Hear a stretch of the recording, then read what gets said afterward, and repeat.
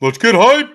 Welcome into the Husker 24/7 HypeCast. I'm Mike Schaefer, joined by Michael Bruntz, Brian Christopherson, the other members of Husker 24/7, and our special guest this week, none other than Todd Peterson, who I believe has been the HypeCast guest for Northwestern most of the time that we've had HypeCast guests to discuss teams. Todd, have you ever been a guest for a game that hasn't been the Northwestern game?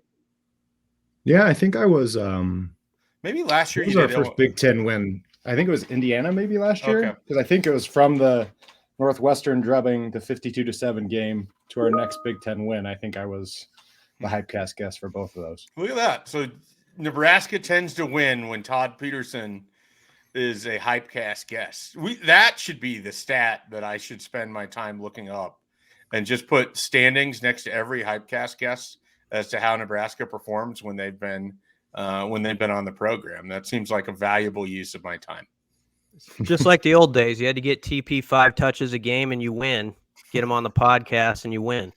Yeah. Well, we'll get them 5 touches after the game's decided. Either way. We'll see. We'll see if Nebraska comes through here this weekend against Northwestern. I'm very curious what the score predictions and everything will be at the end of this podcast. But as always, we start on the offensive side of the ball. And in honor of Todd Peterson being here and knowing far more about wide receiver play than the three of us combined, we will start with Todd and we will talk about the wide receivers. What have you seen from Nebraska's wide receivers this year? And as a follow-up, what is sort of the challenge for guys like Malachi Coleman and Jalen Lloyd, where everyone kind of knows, like, hey, they're out of bodies. Like, you've got to be able to go play and you got to be able to help out right now as true freshmen. Yeah, I think it's been a challenging year for sure. Just having so many bodies go down at that position. The three you probably thought you started the year with, or at least 2 of them are no longer around. So it's one of those things where you need people to step up. And I think that lends itself to some of those younger guys getting time. I know, was it Jade and Doss that broke his hand also and lost some of that development time, which can put you behind the 8 ball. But I think it'll be interesting to see if they can find creative ways to get them the ball. Because I think the biggest challenge for those young guys is, even 6 games into their freshman year campaign, there's just a lot of different things you don't have to think about in high school that come into it when you're playing in college, let alone a division like the Big Ten. So I'm interested to see if they can find other ways to get them the ball. And can you find concerted ways to get Billy Kemp the ball? Can you find creative ways? I know they've tried to run some reverses for some of the younger guys and just get them involved in the game that way. But you just need to find more players that can give you some sort of dynamic edge, or give a team like Northwestern something else to think about or something else to prepare for. Yeah, absolutely. Brian Christopherson, as you sort of size up Nebraska's running back room post-bye week, and the comments sort of made from Matt Rule and Marcus Satterfield here this week heading into this Northwestern game, obviously, we're going to see Anthony Grant. He's the last remaining of their top 3 running backs. But how much Emmett Johnson, Josh Fleeks are you expecting this weekend against Northwestern? I don't know what to make of Fleeks, first off. I don't know if that's just a once or twice a game he touches it thing, or if we're going to see more than that. So it would just be speaking out of my backside to even act like I know. I don't think anybody does. Emmett Johnson is the name that intrigues me coming out of the bye. I know there was the misexchange there between him and Heinrich on the fumble that he felt terrible about. But prior to that, we've spoken on this. The couple of runs he had, and I know it was just a couple of runs, I loved his burst and how he cut through the hole. And it was really the first time I got to see him sort of as a running back, where it was like a natural play for a back, and it looked good. So I'm kind of curious to see if there's more of that. That said, Anthony Grant's going to have to just be a guy who hangs onto the ball and is good down the stretch. Because they're just out of like experienced options. He's got to be that player who in a game like this can touch it 15 times, not give it away once, and maybe run for 100. This is a rushing defense in Northwestern that's giving up 176 a game, 172 a game. They're last in the Big Ten. So you got to really challenge them and see if Nebraska can get over that 200 mark. And if they do, I think they'll be fine on this weekend. Bruntz, coming out of the bye week, Nebraska had an opportunity to maybe sort of tailor its offense to Heinrich Haarberg. He is the starting quarterback. Matt Rule answered that. What do you sort of expect for Haarberg with the coming out of having a week off, knowing that he's the starting quarterback? Like, what are kind of your expectations for Saturday with Nebraska's quarterback?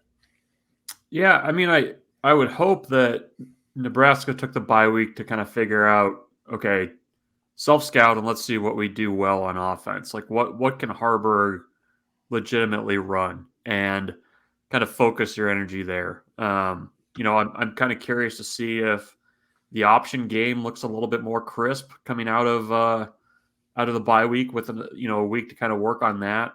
I also wonder too. I mean, I feel like I've said this a couple times, but are we going to get some screen game? I mean, I know Northwestern generally will keep things in front of them.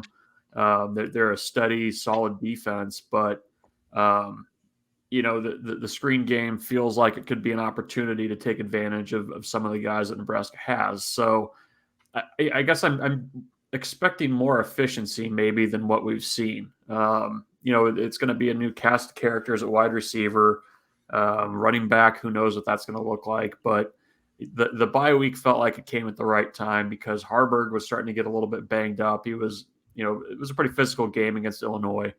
And, you got Jeff Sims there if you need him. So I think I'm hoping that Nebraska looks just a little bit more well-oiled, or at least as well as they can given the circumstances on offense right now.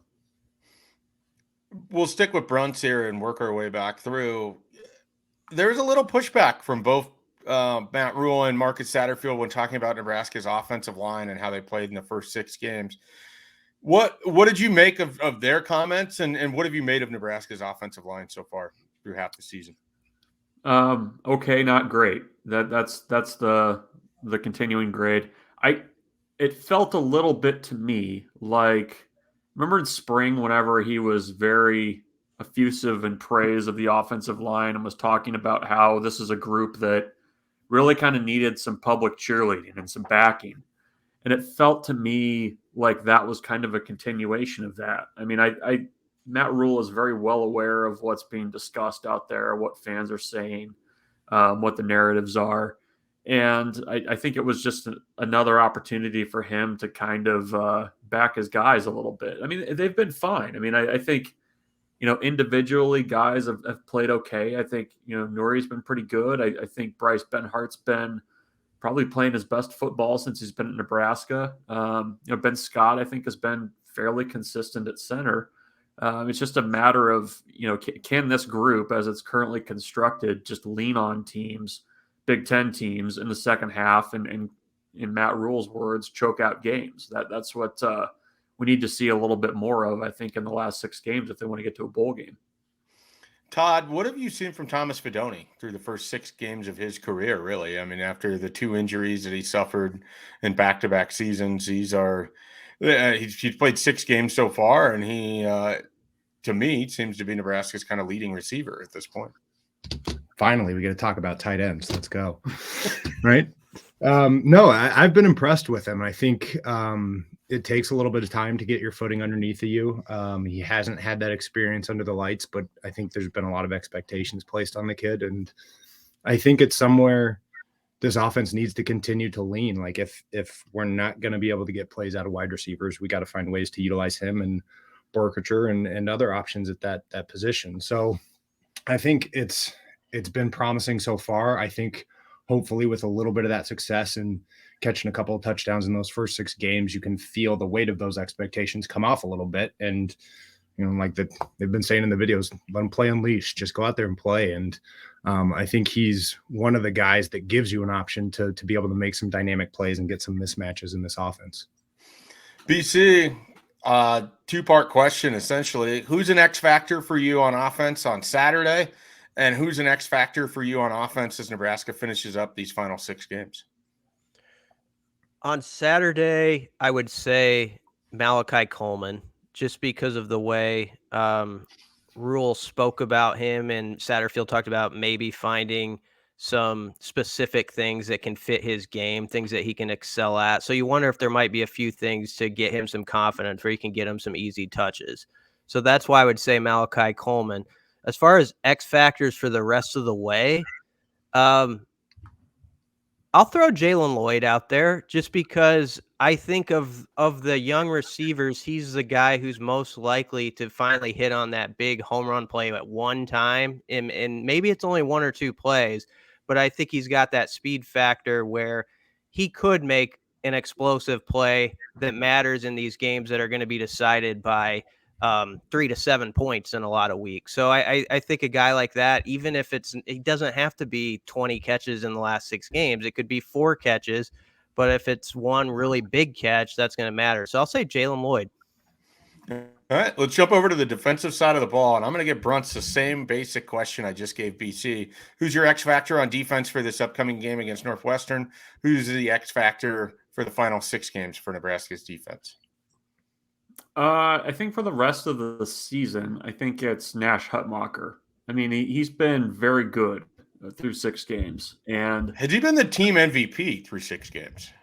Yeah, I would say him or Gifford would be the 2 that I would point to. I think if he can kind of continue on the trajectory he's on, I think Nebraska's defense is going to have a really nice finish to the season. I think for this game, I mean, you didn't really miss him that much against Illinois, but getting Luke Reimer back is huge. I mean, just kind of having another, consistent linebacker helps you in a game like this. I mean, I don't know what Northwestern's quarterback situation is going to be if their starter doesn't go. It's going to be a little rough for them. But I think having Reimer back, I think that just kind of elevates an already good defense against an offense that's, frankly, not very good. Todd, you, I'm sure you've had the all 22 pulled up of Nebraska's defense this year.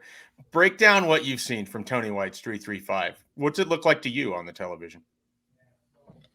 I wouldn't even speak to the X's and O's of it, but I think by far the most impressive thing is that they've been able to get contributions from so many players. I think in seasons past, we've leaned so heavily on first-line defenders to the point where, one, they'd be worn out by the time we got to this point in the season. You start to see it show in those games where you're asking them to play 60, 70 snaps. And then, 2, it didn't give some of the younger guys a chance to ever develop in meaningful situations. So I think just the fact that you can have Luke Reimer sit out for a couple weeks and you don't feel a gaping hole in the middle of your defense, or that a guy like Singleton can go down and it still feels like you're getting production. I think that's the thing that I've been most excited about. I think you've seen Nash and other defensive linemen step up into those positions. And, having 2 kids now, I definitely don't get to watch as much as I did before to where I could really understand even what they're doing. But I'm just excited when they're on the field, and I don't get nervous when there's someone else on the field the same way I have in years past. BC, what do you make of kind of the swapping of Prince Will Umami-Ellen and Chief Borders? Chief Borders viewed more as the defensive lineman now. Yeah. Prince Will viewed as a jack linebacker. What can you kind of walk through what that might mean as we're watching this game on Saturday, and for both of those players in their respective roles? Yeah, I don't know how in depth I can get. I am not a good guy with the grease board stuff. I've never pretended to be, but I do think Prince Will, from the moment he got here, we've heard they could put him at middle linebacker in the spring. I think he worked out a little bit, and then he was at the jack and then the D line. And so he's just one of those players. I think more and more of these recruits we're going to see where it's yeah, he can do 3 or 4 things, and we'll move him around, and we feel comfortable that he can excel at that. And if people noticed against Illinois, he was pretty good when he was limited snaps, but watch the series, right at the end of the first half, he gets a half a sack. He had another pressure that was really good. So I think that role really fits him well. And Chief Borders popped up the most we've seen him in that Illinois game. He got his hand on a deflection that was big. And so it seems like he's really taken to that role too. So if you can get him, and maybe an MJ Sherman comes along too, that's going to be exciting. But yeah, Princewell is a guy, if you're talking freshman, who could make a big push in the last 6 games that really gets you excited about 24. He'd probably be one of the first two or three freshmen you list off. Bruntz, BC mentioned middle linebacker there. Nebraska gets Luke Reimer back after having largely not had him for 3 games. I mean, he went out against Louisiana Tech and then sort of had a bit of a wild ride where he was unavailable for Michigan and Illinois. What is a fair expectation for playing time for Luke Reimer on Saturday? Yeah, I mean, I don't think it should be too different than maybe what he had been doing. I mean, I think it's hard to kind of keep straight all the moving pieces of where guys have been, because like Mekhi Bear was moving around, and you have, Bullock is essentially playing the same spot and able to rotate in, and Nick Henrich has been great. I mean, I don't think you need to have Reimer out there every series, and I think that's a credit to Nebraska's defense and the depth that they have there. So you at least have the luxury of being able to kind of move him back in and not have to throw him in there for every play for 4 quarters. But I expect to see him out there. It was an infection in his arm, so I don't. Todd could maybe speak to it a little bit better than I could about what the if you can come back quickly from MRSA and how that works. But yeah, I don't think you should see too much of a setback with him and how much he's out there. Well, I guess that's the next question. Todd, tell us everything you know about MRSA. Oh, man. Well, Leiden Murtha went through a bout with it my senior year, I think. You just hope he's not too limited just within his conditioning and hasn't been able to work out the past 3 weeks. But, he's an exciting player, and, you hope maybe those 3 weeks off, he's got a good chance to have his body right and be a force down the stretch. Yeah. I did want to ask you, besides just the MRSA question, what have you noticed from Nebraska's special teams this year? I mean, you've watched a lot of Nebraska football, and they had struggled previously, more so a few years ago than recently. But what if any, changes jump out to you about what you've seen special teams wise this year? It seems like it's been a bit of a roller coaster ride. Some big plays, some not so great. So you would love to see that kind of basement come up to the first floor and just see a little bit more consistency with it. See the continuation of, the big return against Minnesota or the block punts.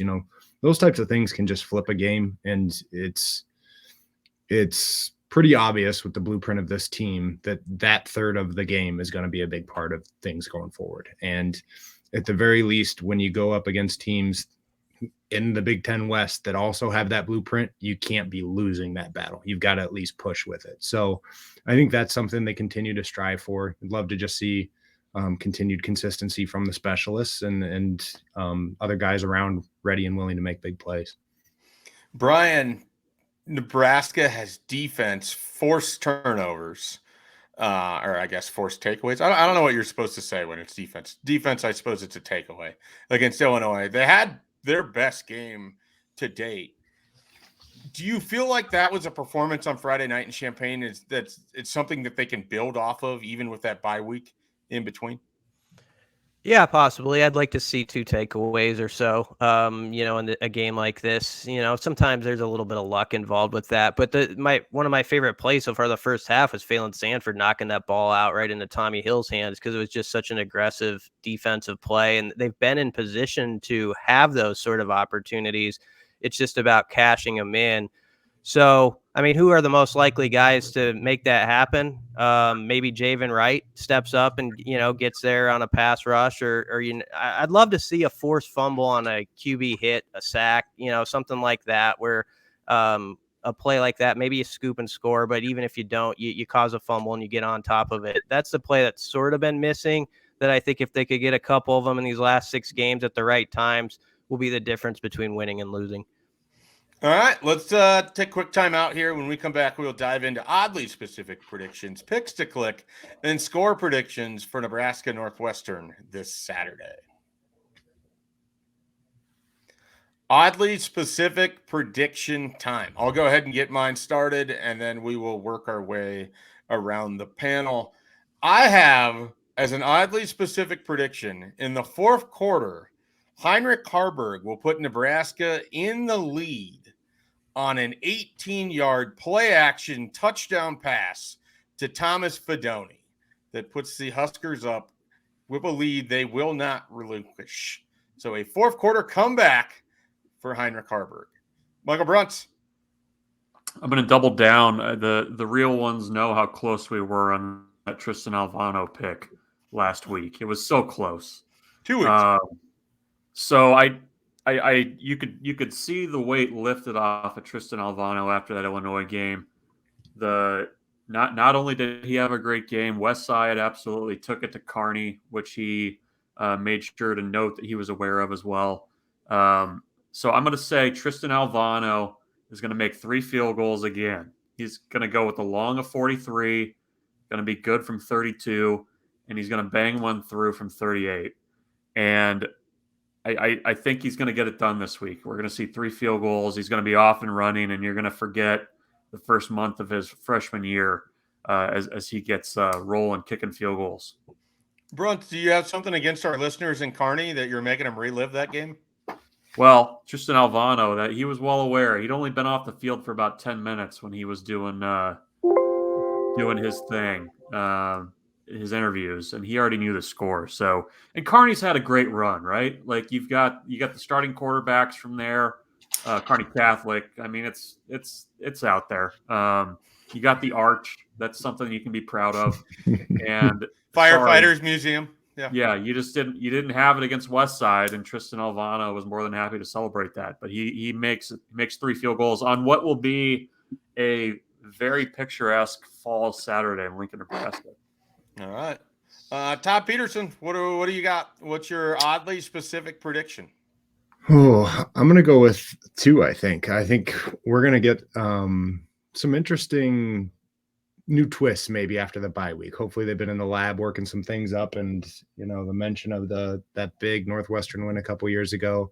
I'd love to see them get Malachi Coleman involved in some sort of option game, shovel pass, something of that nature. So I think 1 touchdown is going to be Malachi Coleman on a rushing attempt or a faux pass that he's catching behind the line of scrimmage, and he's going to go, I'll say 39 yards for a touchdown. Ooh. And then I'm going to add a cherry on top of Schaefer's pick. It's not just going to be a play action, but it's going to be an old school option pass where you see Heinrich Harburg step down the line, drop back, throw it to one of the tight ends. We'll go with Fedoni just so we can both be right.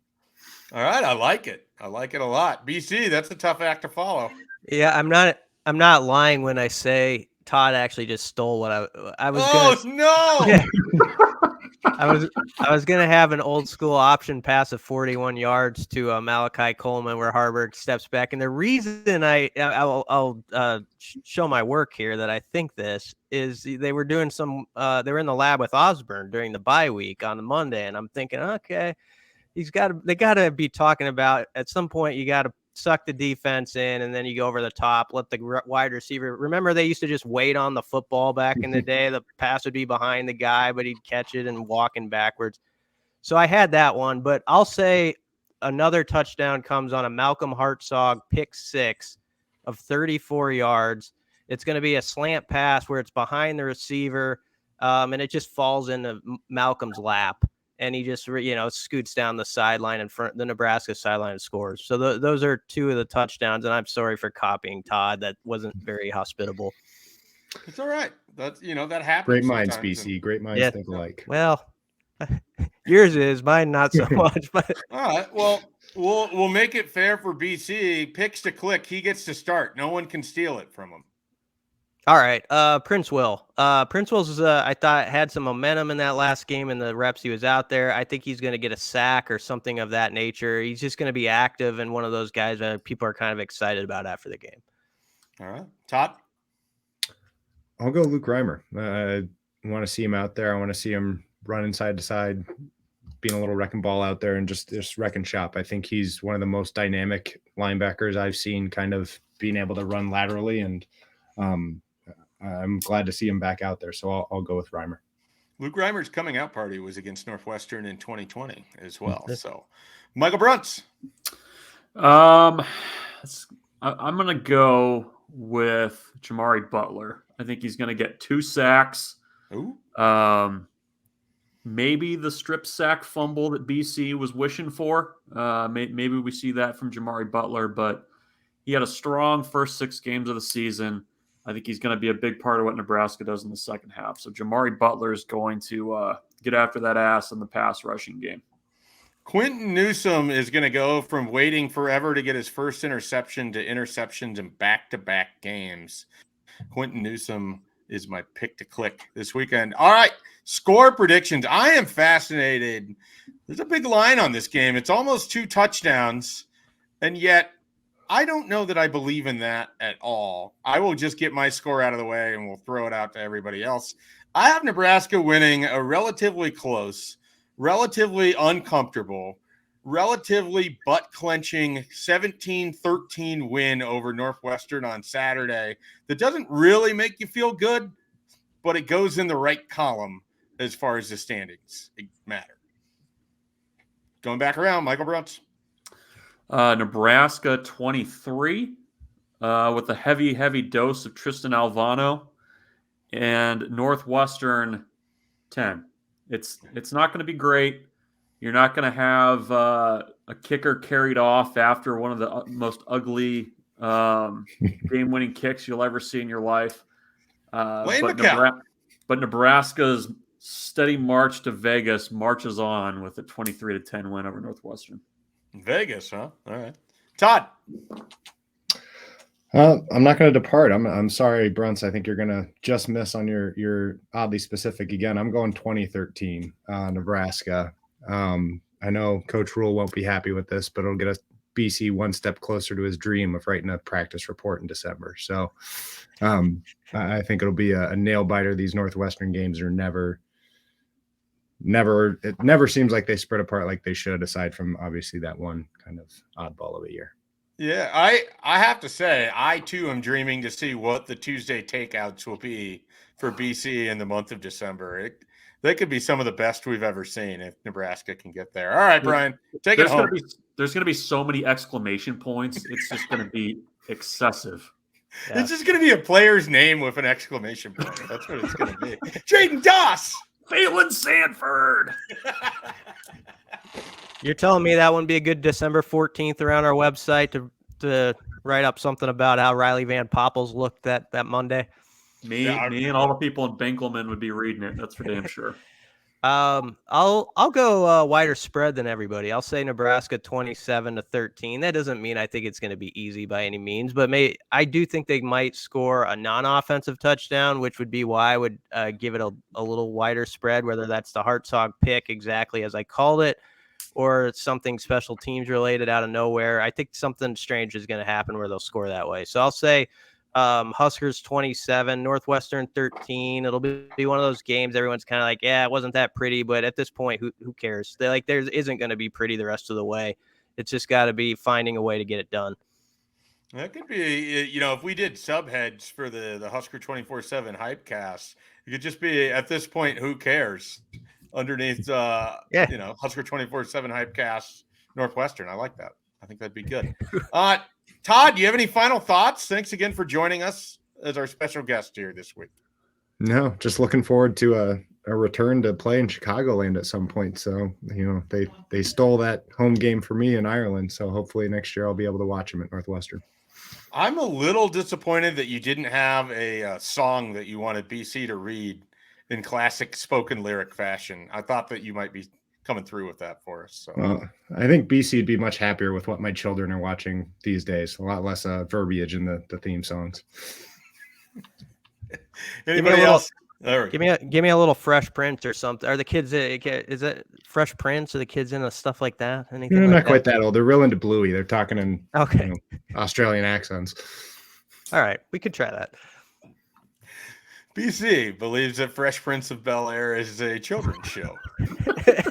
I was watching that when I was like 6, crying my eyes out when his dad left and Uncle Phil had to comfort him. Come on.